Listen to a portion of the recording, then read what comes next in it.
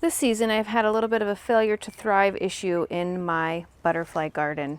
I thought I would just start with seeds and watch my garden grow, but look at it. Nothing has grown. It's been cold and really wet and just not great weather for growing seeds outdoors.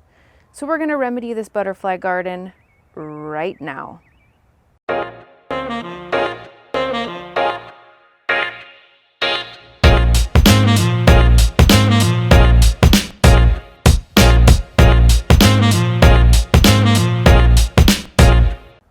There are so many great options for pollinators and butterflies, but what I'm going to go with is some bee balm, beautiful pink, this milkweed, which is going to be a bright yellow.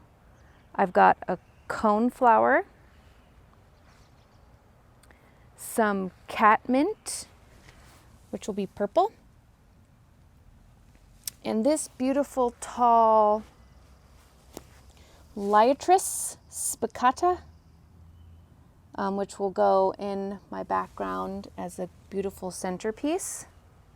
We're also going to add some parsley and some dill for butterfly food. And I also have some monarch milkweed that I'm going to transfer from my herb garden once it's ready to move over. So let's fix it up.